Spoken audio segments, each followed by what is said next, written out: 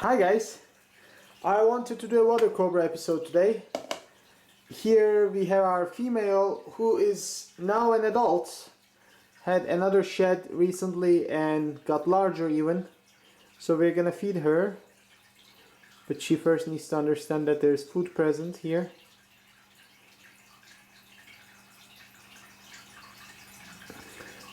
Hi baby, come on. Oh, you got it. Alright, so that's a water cobra, a Congo water cobra to be more specific. My long-term viewers would know that that's the only venomous snake left in my collection. I had a baby son 6 months ago and I just couldn't take the risk of the highly venomous animals that I kept. Water cobras are also front-fanged and very venomous, but my pair is captive bred and they are very docile animals. I could easily free handle them if I wanted to. Not that I advise anyone to do that. Obviously a lot of captive bred animals, venomous snakes, are still quite vicious. My monocled cobras were like that. Well, maybe vicious is not the best term, but let's say quite defensive. Yet, this pair is absolutely amazing.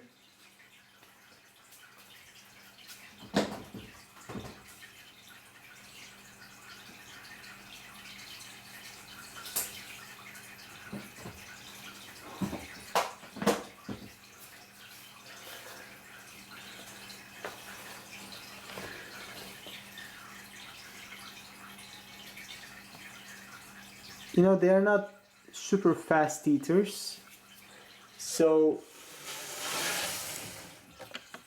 let's switch to the male for now.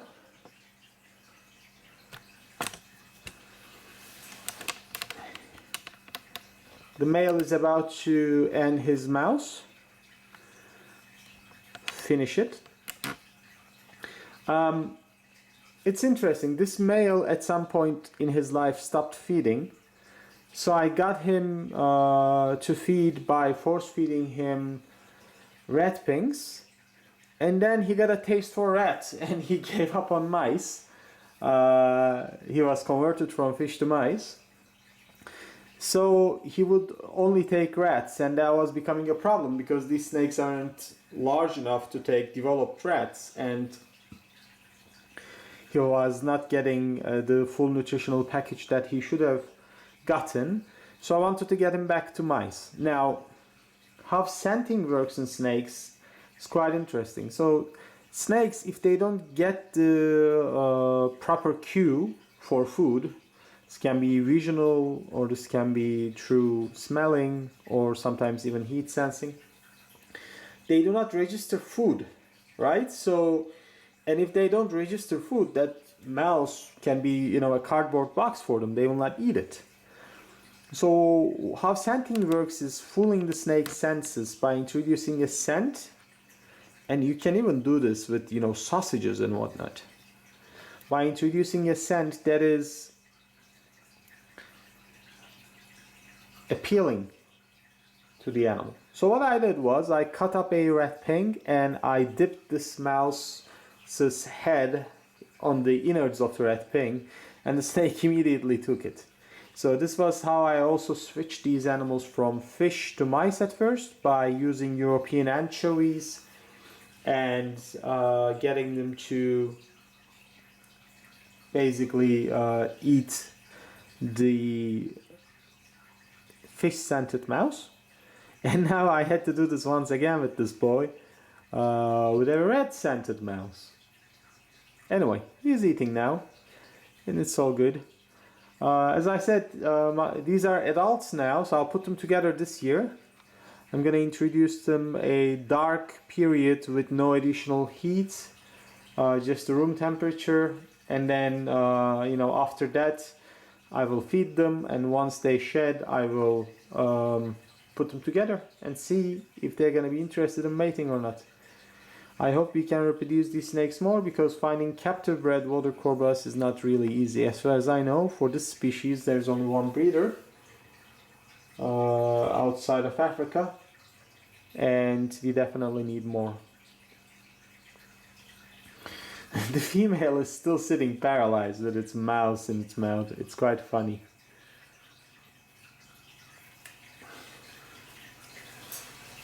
I think I also have an extra fuzzy mouse that I can give it to this guy. So I'll do that as well for our entertainment, right?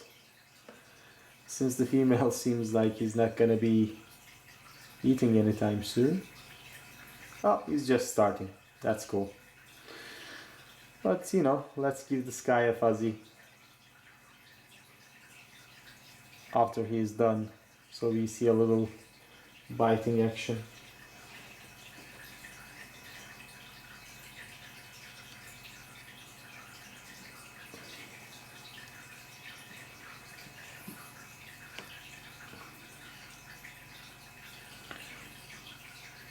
I think next week I'm gonna do an inverts video.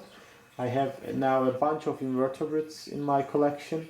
After selling my venomous snakes, I bought a lot of them, and I think it will be good to feed some of them on video and see that kind of action. All right, let's see if he's gonna be interested in this fuzzy.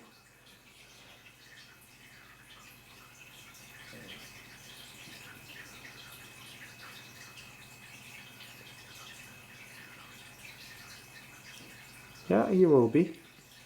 Good boy.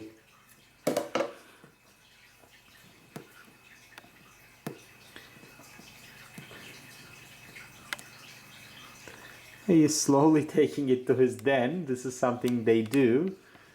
So I guess we can now switch back to the female.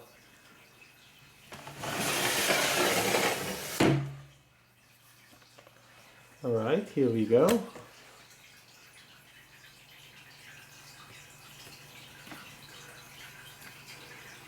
Female is doing great.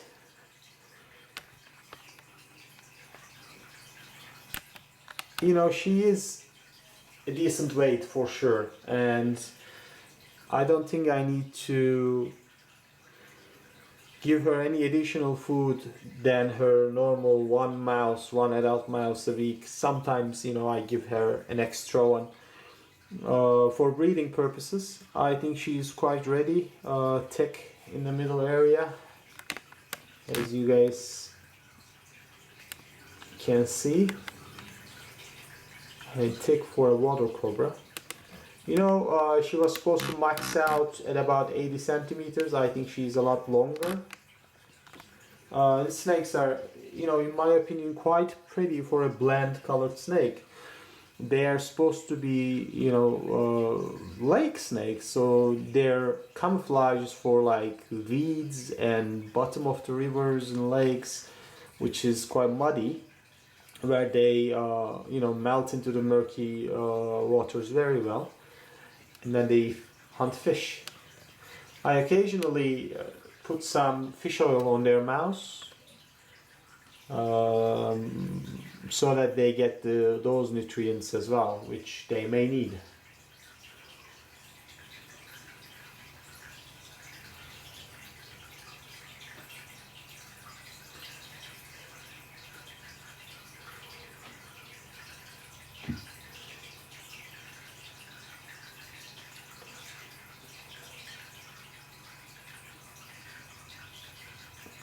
Again, for those of you who do not know, water cobras have postsynaptic neurotoxins, which are a reversible type of venom compared to presynaptic neurotoxins. So synapses can be used later on when the effect of the venom is gone.